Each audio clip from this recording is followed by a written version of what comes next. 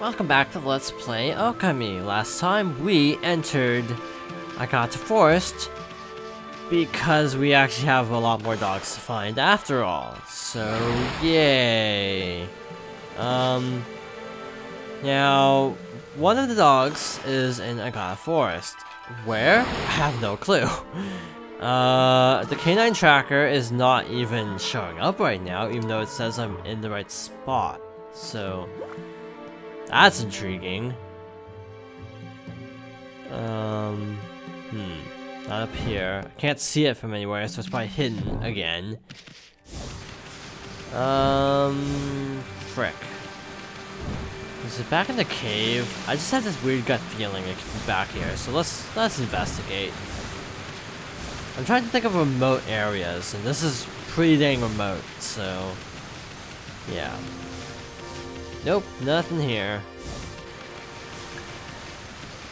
Camera, please. This is something I actually have an issue with like every Capcom game ever. Camera transitions really mess you up when you're trying to actually go somewhere.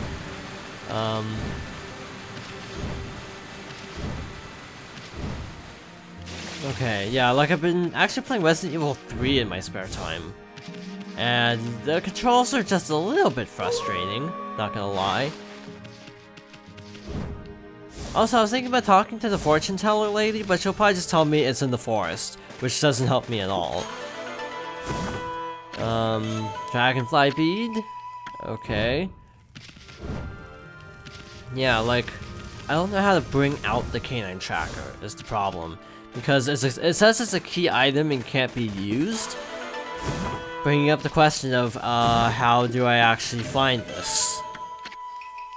Does it just automatically pop up when I'm near it? And if so, it should be popping up pretty dang soon based on what the map says. The map says it's like over here somewhere. But I'm not seeing anything remotely resembling a dog, so I mean, I'm imagining that this is more like just a like general, like, oh, it's somewhere near here. But I don't know how general is in this case. Like, is it just anywhere in the forest, or is it actually roughly in this spot? Okay. There we go. Let's try to go up even further. See if we can get a better vantage point at least. This is as high as we can go. Is that a glowing spot? No, that's a tree. Deep abyss. It's a tree. Yeah, like, to me, if you could just equip the thing, this would make things a lot easier, but I don't know how it actually works right now. And just in general, I'm starting to really consider the fact that this was not a good choice for a blind Let's Play, just because, apparently I was talking to some people about it, and apparently Okami is just notoriously obtuse at parts. Which is, of course, very good for blind Let's Play, because, yeah, confusion. So yeah, expect at least 3 more episodes of just looking for a dog at this rate. So that's how it's feeling. There's probably like a bombable wall or something they need, and just behind there. That'd be my prediction. And this also brings up the question of, is this dog in Shinshu Field or is it in Kamiki Village? Because from the map it was a little bit hard to gauge. It's in Kamiki, okay. Can't dig there. Drop down. Of course, the other fun part is just getting back to Agata, because you have to go through the river. Let's see. Hana Valley. I thought it said Nana Valley. I don't have my glasses on right now. Maybe that's a problem. Okay. Drop down. Here's the thing though, with Kamiki, this one's gonna be easy because it's a small area. Or at least I hope it'll be easy. I hope it'll be easy, being the optimal phrasing right now. I have no clue if this is actually going to be easy or not, or if it's going to be total nightmare. Oh, hi! There we go. Not sure why that wasn't working in the God Forest.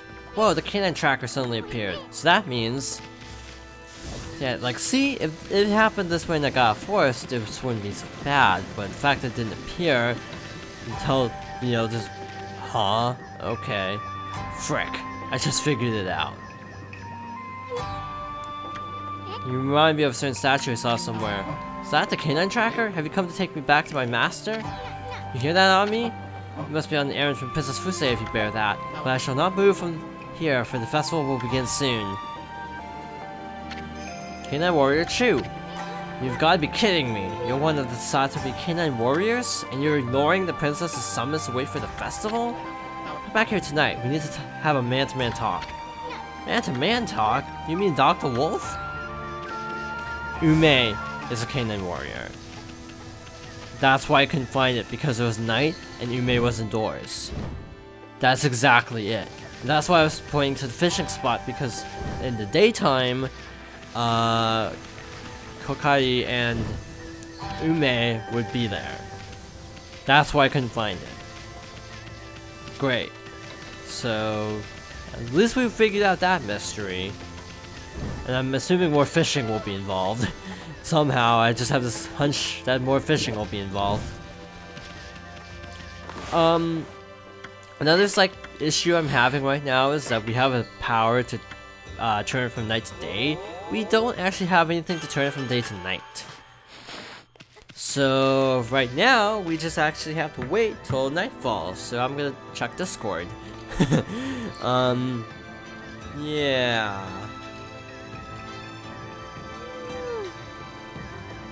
Yep, Discord. Nothing seems to really be happening right now.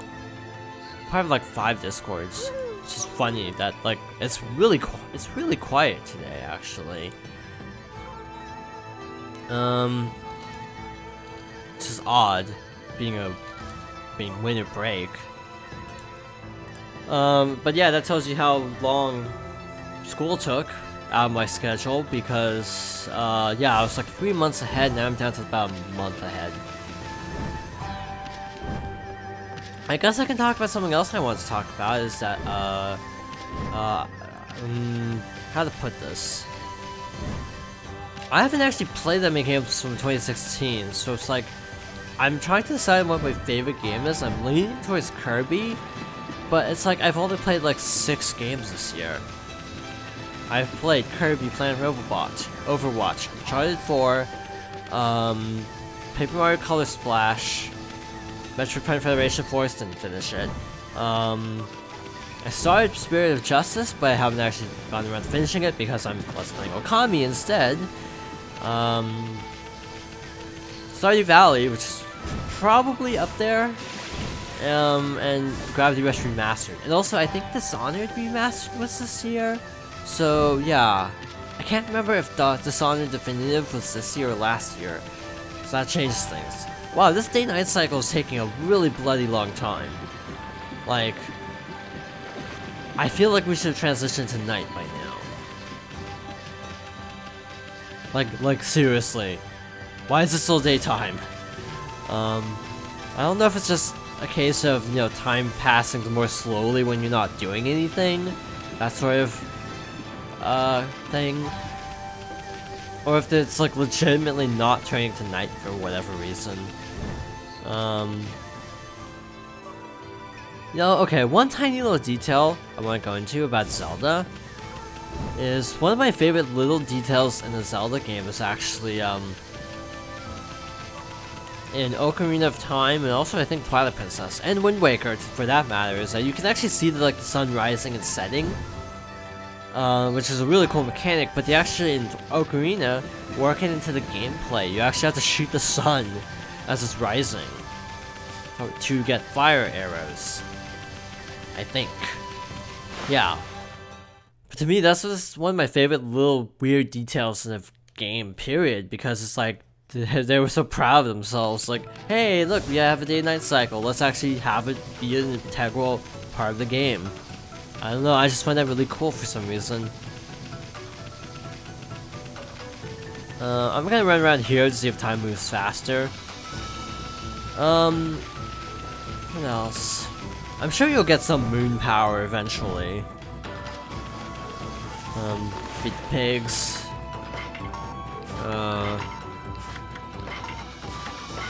There we go. Let's see, what else? Yeah, I finished Case 2 of Spirit of Justice, and I enjoyed it a lot, but, I just feel like already I started it, but I'm gonna restart Case 3 because I kind of zoned out, during some of the story exposition. So I'm gonna restart that. But on the whole, I am liking it a lot. I don't know if it'll be my favorite. On the whole, I don't know what Ace Attorney would be my favorite because having played them all, except Apollo, pretty recently, I like them all pretty much the same. Certain cases stand out as really good, but it's hard to pick an overall favorite game because every game has its good moments and its bad moments. Like, to me, Trials and Tribulations actually drags a lot. This is not a very common opinion, but yeah. Maybe it's because I was spoiled on a lot of the details. Yeah, Trials and Tribulations to me drags a lot. But the final case is really, really good. Justice for All also drags in the middle, but the final case is really good. The first game is actually, I think, the most consistent, because I feel like they balance out the characterization pretty well. For example, because, you know, you have characters like Miles Edgeworth who are new characters at that point, I feel like they're developed pretty well. Like, like, Miles Edgeworth has basically been the archetype for every prosecutor in the series, sort of starting out kind of cold, and then sort of warming up over time. So, yeah, but because Miles was first, yeah, obviously it worked the best. And this day-night cycle feels unusually long. It's been like 5 minutes, and I don't remember it ever taking this long. Again, maybe it's just because before I was actually doing stuff. Let's see. Apollo Justice I haven't actually played myself, but I've seen a Let's Play of it.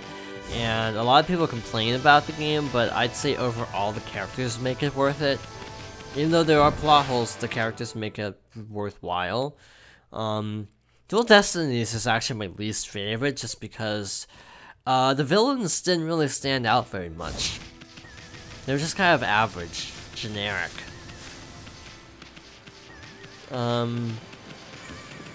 Well, yeah, Spirit of Justice seems to have more like really creepy villains. You bear the canine tracker, so you must know what it decrees. Men settle their differences at night. Men to man to man, fist to fist. Man to man, fist to fist. Don't you mean Dr. Wolf? You gonna let this punk talk to you like that on me? Wow, this is gonna be a thing. Said something about Hole Digging King, but I skipped it.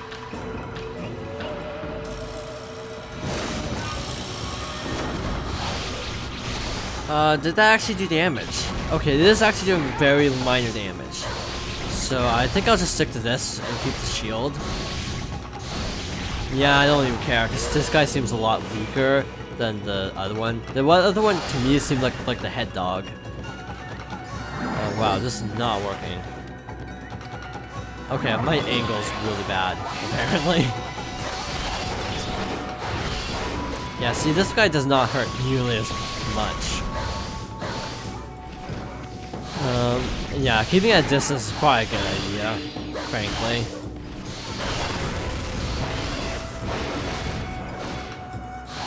As much as I'm enjoying this game, I do feel like some of these fights actually do drag. Like, they're longer than they need to be. Like, their health drains very slowly. And again, I don't know how to get a good rank on anything, because, like, these battles, like bosses, usually will take a very long time, and like I try to do them as fast as I can, and I still cannot get a time bonus. So I'm not entirely sure what's up with that. Did I just interrupt his attack? I'm trying to dodge out of the way, and I dodged into it. I'd say the dodging is like the one really yeah, I dodged right, and he's dodging left. I flicked the nunchuck right, and he dodged left, so I have no clue what that was all about. One strategy, I guess, would be to save level up points like I did during that one fight, so you can just level up, and basically save items. What I mean is like, oh hey, just you have things, so just level up instead. It's a trick that's commonly used in games. I actually used this once extensively in Star Wars: The Force Unleashed. It's considered a brutally hard game, so I actually did a thing where I actually just saved a bunch of level up points and just leveled up every time I was low on health. It's really cheap, but that is actually kind of the recommended way to do it because this game is notoriously glitchy and difficult. So it's like, if this game is gonna be broken, you might as well just break it further. Yeah, see, like, I got stuck in an attack there. That's one problem with the Rosary, is its attack cycles are so long that it's really hard to break out of it to actually dodge. I'm almost out of healing items, actually. It's almost dead, though, luckily. Not dead, because we're not actually killing him, mind you. We're just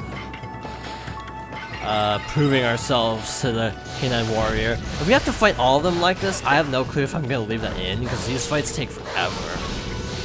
Like, this fight's taking, like, what, 5-6 minutes? Not that long, more like 3 or 4 minutes. It just feels tedious to me. No bonus, no surprise. Okay, you've got some explaining to do, Fleabag. Why are you ignoring Princess's summons to wait for the festival? I am not the real Hayabusa. The real Hayabusa died along with Mushi's father when they were attacked by monsters deep in the forest. I happened to pass by about that time, but I was too late. Right before Hayabusa died, she begged me to protect Mushi. She foretold the coming of an evil arrow from the sky, an arrow that would kill Mushi on the night of the full moon. That's how I came to live here in this village.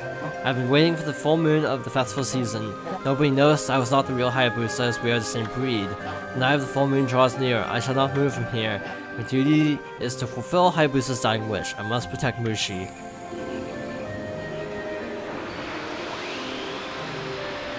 So do we just get the spirit orb?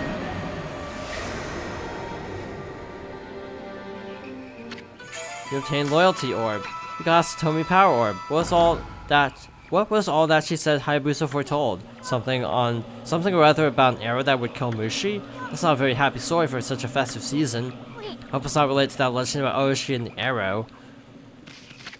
You know that old legend, right? Oishi, a horrible monster living in a cave outside the village, would fire a white-plumed arrow into the house of the next sacrificial victim on the night of the festival each year. That Mushi kid couldn't possibly be the next victim, could he? There's no need to worry about that. My duty is to fulfill Hayabusa's dying wish. I must protect Mushi. I wouldn't worry about it too much. I mean, how could some old dog make a prediction like that?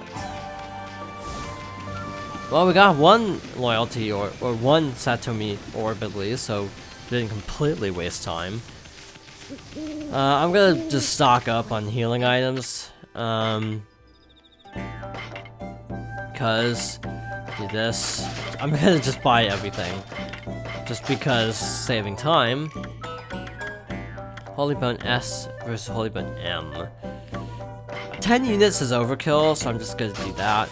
I might try to get more money off screen, but for now, we are done here. Thank you for watching, and I hope you join me next time for more. As soon as it loads, Okami.